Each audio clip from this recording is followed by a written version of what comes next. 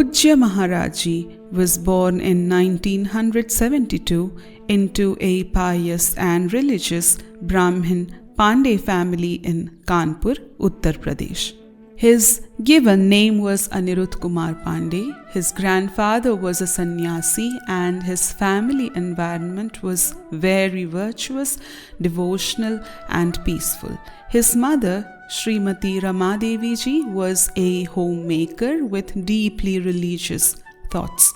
His father, Shri Shambhu Pandey ji, was also a very religious man and a great saintly person who later accepted sannyasa ashram.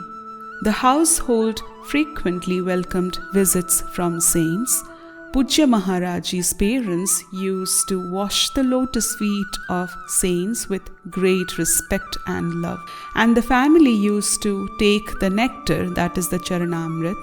His parents held great respect for the saints, served them with prasadam, and listened to their teachings with devotion. From a young age, Pujya Maharaj was engaged in serving saints and virtuous devotional services. Given this devout family background, Pujya Maharaj started reciting various prayers at very early age. Since childhood, he had a great devotion to the name of God and to the company of saints. He was very fond of chanting Shri Krishna Govinda Hare Murare He Nath Narayana Vasudeva or Shri Ram Jai Ram Jai Jai Ram. The pious atmosphere of the family and the satsang intensified the latent spiritual spark hidden within him.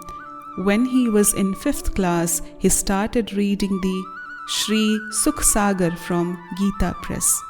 Due to the wisdom gained from self-study of the scriptures and the influence of the impressions of devotion from his previous births, questions started arising in his heart at an early age about the basic purpose of human life. What is the purpose of this human life? What is one's life in this world of death? One day everyone will have to die. Even if it is the parents, they will also die one day. Then who will love me? And who will be my protector? Etc., etc. Due to these captivating thoughts, he never indulged in childish games and did not indulge in any social activities at home that could intensify the family bonds. Despite being surrounded by a happy and prosperous family environment, he started feeling sad all the time with his thoughts. What should I do with my mind? Whose shelter should I take? Who will never leave me? Whenever saints came to their house, he would put his questions before them and listen to their deep knowledge with concentration and meditate on them. Gradually, his disinterest in schooling also started increasing because it had settled within him that the attainment of everlasting happiness is not possible through material knowledge. By the time he was in 9th class, he was determined to live a spiritual life in search of the path leading to God, to attain God, and was ready to leave his family to achieve that goal. He told his mother about his thoughts and decisions. When he was just 13 years old, he left his home one night at 3 a.m. with a strong desire to discover the truth behind human life, break the cycle of life and death, and attain the ultimate state of bliss known as Sat Chit Anand, the God. Sat Chit Anand means the God is everlasting, thus he is Sat, that is eternally existing. Hence, a name for him in the Vedas is Sat Chit Anand, eternal, full of knowledge, ocean of bliss. This was the beginning of his spiritual journey. Pujya Maharaj was given initiation into Naishtika Brahmacharya and he was named Ananda Swarup Brahmachari. on accepting the Mahavakya. He was named Swami Anandashramji Maharaj, and later he accepted sannyasa. He lived a life of complete renunciation, following the strict principles of rising above the physical consciousness. During this time, for his survival, he accepted only Akash Vritti, which means accepting only the things that come by the will of God without any personal effort. As a spiritual seeker, most of his life was spent on the banks of river Ganga, because he never accepted the hierarchical life of the ashram. Soon Ganga became a second mother for him. Without caring about hunger, clothes or weather, he started living on the ghats of Ganga in Varanasi. Even in severe winter, he never gave up his daily routine of bathing in the Ganga thrice. He would remain without food for many days, and his body would tremble with cold, but he remained engrossed in the practice of Brahmakar Vritti, that is, the transcendental state, every moment.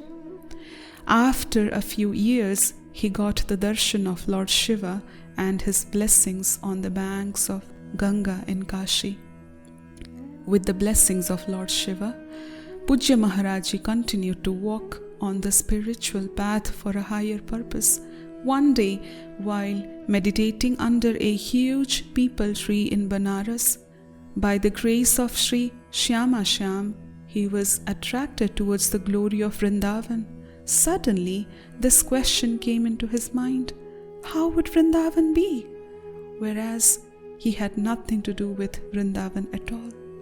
Later, an inspiration of a saint persuaded him to attain a Ras Leela which was being organized by Swami Shri Ram Sharma. He attended the Ras Leela for a month. In the mornings, he would watch the pastimes of Sri Chaitanya Mahaprabhu, and at night the Ras Leela of Sri Shyama Shyam. In a month alone, he became so captivated and attracted to watching these Leelas that he could not imagine leading a life without them. This 1 month proved to be the turning point of his life. Later, on the advice of Swamiji and with the help of a disciple of Sri Narayan Das Bhaktamali, Pujya Maharaji boarded a train to Mathura, not knowing then that Vrindavan would steal his heart forever. Upon reaching Vrindavan, guided by the divine grace of Sri Shyama Shyam, Pujya Maharaji immersed himself in the enchanting pastimes of Radha Krishna. His days were filled with the divine Leelas of supreme couple, Sri Radharani and Sri Shyam Sundar. The rasa of Vrindavan captivated his soul to such an extent that life without experiencing these divine pastimes became unimaginable for him. One morning, while doing Vrindavan Parikrama, Pujya Maharaji heard a Sakhi, that is a female devotee, singing a verse. Shri Priya Vadana Chavi Chandramano Preetama Naina Chakor Prema Sudhara Samadhuri Pana Karatani Sibhor. The words touched his heart deeply, and he was completely enchanted by the melody. Seeking to understand the meaning of the verse, he approached the Sakhi and was advised to become a devotee of Radha Ballavju. Otherwise, he won't understand the meaning of this love interest in his sannyasi costume. Shri remarked with a smile. With inquisitiveness, he immediately inquired, "How does one become Radha Vallabhi?" Following her guidance, Pujya Maharaji was initiated to Radha Vallabh Sampradaya Sharanagat Mantra. His heart resonated with devotion, and he found himself completely absorbed in the loving service of Sri Radharani Ji. By divine arrangement and grace of Sri Radharani, Pujya Maharaji paid a visit to his current Satgurudev Bhavan. Pujya Shri Gaurangi Sharan Ji Maharaj, better known as Bade Maharaj Ji, who is one of the most prominent and revered saints of Sahachari Bhava. He received Virakt Vesh and Nij Mantra initiation of Sahachari Bhava and Nitya Vihar Ras from Pujya Shri Gaurangi Sharan Ji Maharaj. Under the guidance of his Sadgurudev, Pujya Maharaj Ji delved deeper into the realm of divine love, embracing the mood of a Sahachari. Sahachari means Shri Radharani's beloved companion and friend, the closest associates. His devotion to the Vrajvasi knows no bounds, as he believes that one cannot truly experience divine love without loving the Vrajvasis, and unless one eats the madhukari, that is, the food given by the benevolent Vrajvasis.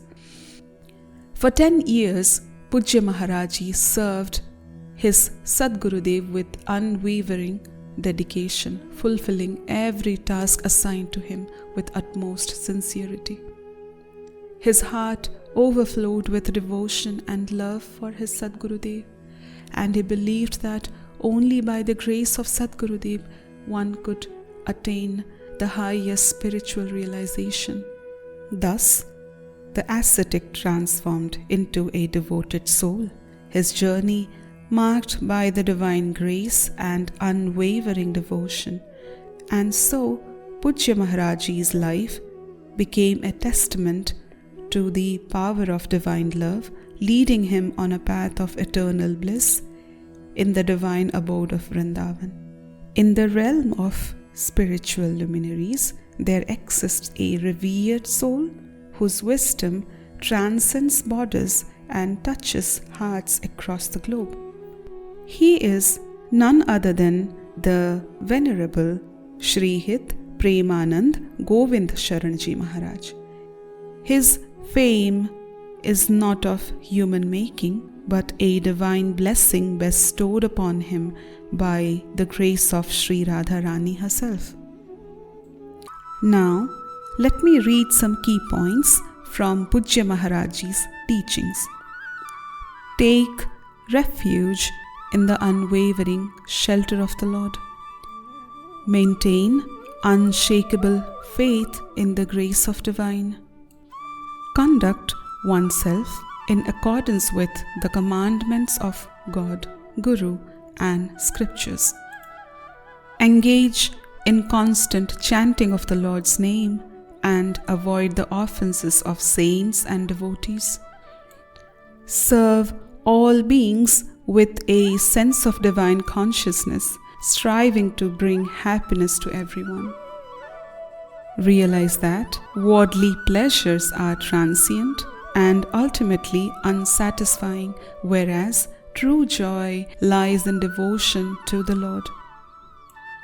Awaken discernment through the association of saints and great souls, conquering the senses and dedicating all actions to the Lord.